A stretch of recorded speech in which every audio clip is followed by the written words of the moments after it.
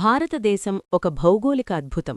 ఇది కేవలం ప్రపంచపటంలోని ఒక దేశం మాత్రమే కాదు. ఇది 4 బిలియన్ సంవత్సరాలకు పైగా విస్తరించిన భౌగోళిక చరిత్రకు ఒక సజీవ సాక్ష్యం. మన దేశ జియోలాజికల్ ఈవెంట్స్ గురించి తెలుసుకోవాలంటే ఈ వీడియో స్కిప్ చేయకుండా చివరి వరకు చూడండి. చాలా ఇన్ఫర్మేటివ్గా ఉంటుంది. భూగోళ శాస్త్రవేత్తలు భూమి చరిత్రను భౌగోళిక కాలపట్టిక ద్వారా అధ్యయనం చేస్తారు. ఇది రేడియోమెట్రిక్ డేటింగ్ మరియు శిలాజాల ఆధారంగా రూపొందించిన ఒక సైంటిఫిక్ టైమ్లైన్. ప్రీకాంబ్రియన్ యుగం అనేది భూమి ఏర్పడినప్పటి నుండి సుమారు 4.6 బిలియన్ సంవత్సరాల క్రితం వరకు ఉన్న సుదీర్ఘమైన కాలం. ఇది భూమి చరిత్రలో దాదాపు 88% ఉంటుంది.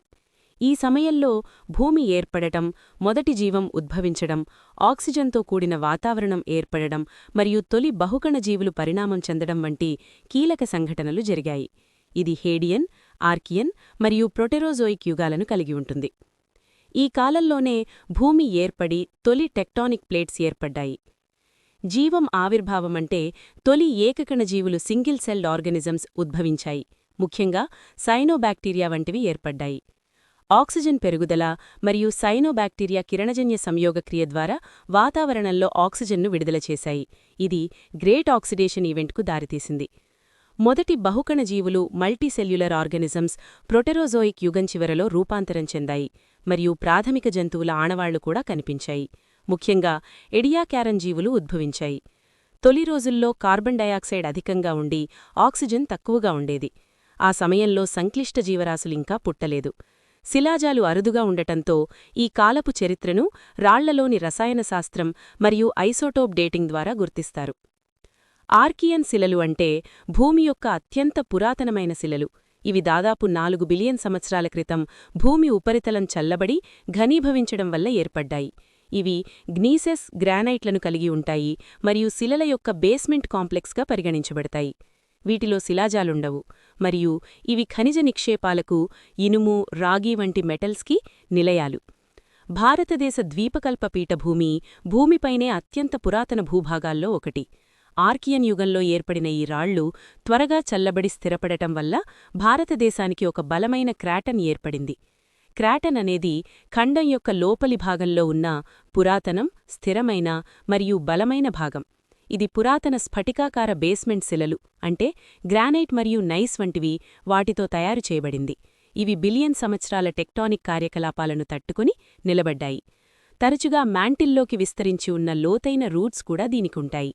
ఈ నిర్మాణాలే నేడు మనకు లభిస్తున్న ఇనుము, బంగారం, రాగి, మైకా వంటి ఖనిజ సంపదకు పునాదులు. భూభాగం స్థిరపడిన తర్వాత విస్తారమైన అవశక్తాలు పేరుకుపోయి వింధ్యన్ మౌంటైన్స్గా ఏర్పడ్డాయి. ఈ రాళ్లు 2 బిలియన్ సంవత్సరాల క్రితం నాటి నదులు, తీరాలకు మరియు వాతావరణ మార్పులకు సాక్ష్యాలుగా నిలిచాయి. వింధ్యన్ శ్రేణిలో వజ్రాలు లభించడం భౌగోళిక శాస్త్రానికి, ఆర్థిక చరిత్రకు ఉన్న సంబంధాన్ని చాటిచెబుతోంది.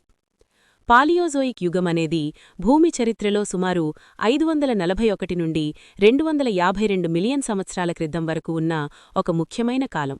దీన్ని క్యాంబ్రియన్ ఎక్స్ప్లోజన్తో ప్రారంభించి పెర్మియన్, ట్రయాసిక్ విపత్తుతో ముగించారు. ఈ సమయంలో సముద్రాల్లో వివిధ జీవరాశులు పుట్టుకొచ్చాయి. మొక్కలు, ఉభయచరాలు, సరీసృపాలు భూమిపైకి వచ్చాయి మరియు పాంజియా అనే అతిపెద్ద ఖండం ఏర్పడింది.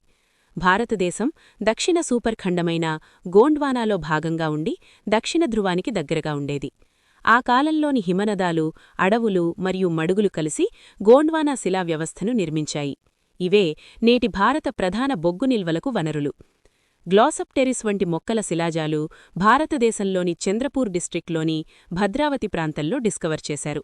ఇవి ఆఫ్రికా, అంటార్కిటికా మరియు ఆస్ట్రేలియాలోని కొన్ని భూభాగాల్లో కూడా కనిపిస్తాయి. అంటే దీని మీనింగ్ భారత్ ఒకప్పుడు ఆఫ్రికా, అంటార్కిటికా మరియు ఆస్ట్రేలియాతో కలిసి ఉండేదని నిరూపిస్తున్నాయి. సుమారు 66 బిలియన్ సంవత్సరాల క్రితం భారీ అగ్నిపర్వత విస్ఫోటనాలు పశ్చిమ భారత రూపురేఖలను మార్చేశాయి. దీనివల్లే ప్రపంచంలోనే అతిపెద్ద లావా ప్రాంతాల్లో ఒకటైన డెక్కన్ ట్రాప్స్ ఏర్పడ్డాయి. ఈ బసాల్ట్ యావా ప్రవాహాల నుండే వ్యవసాయానికి ఎంతో మేలుచేసే సారవంతమైన నల్లపత్తి నేలలు పుట్టుకొచ్చాయి. భారతదేశ చరిత్రలో అత్యంత కీలక ఘట్టం సుమారు 50 మిలియన్ సంవత్సరాల క్రితం జరిగింది. భారతీయ ప్లేట్ యురేషియా ప్లేట్ను ఢీకొన్నప్పుడు ప్రాచీన టెతిస్ సముద్రం అంతరించి హిమాలయాల అప్లిఫ్ట్ మొదలైంది. హిమాలయాలు భౌగోళికంగా యంగ్ మౌంటైన్స్, అవి ఇప్పటికీ ఎత్తు పెరుగుతూనే ఉన్నాయి. అందుకే అక్కడ తరచుగా భూకంపాలు సంభవిస్తాయి. ఈ హిమాలయాల నుండి కొట్టుకువచ్చిన అవశక్తాలు కాలక్రమేణా పేరుకుపోయి ప్రపంచంలోనే అత్యంత సారవంతమైన ఇండో-గ్యాంగెటిక్ మైదానాన్ని సృష్టించాయి.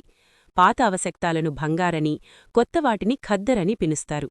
ఈ మైదానాలే భారతదేశంలో మానవ నివాసాలకు, వ్యవసాయ వికాసానికి ప్రధాన కేంద్రాలుగా మారాయి. భారతదేశ భౌగోళిక చరిత్ర నిన్నటితో ముగిసిపోలేదు. హిమాలయాలింకా పెరుగుతున్నాయి, నదులు దారి మారుతున్నాయి, భూపలకాలు కదులుతూనే ఉన్నాయి. భారతదేశ భవిష్యత్తును అర్థం చేసుకోవాలంటే దాని లోతైన భౌగోళిక గతాన్ని మనం ఇంకా తెలుసుకోవాలి. Thanks for watching this video. Please like and subscribe.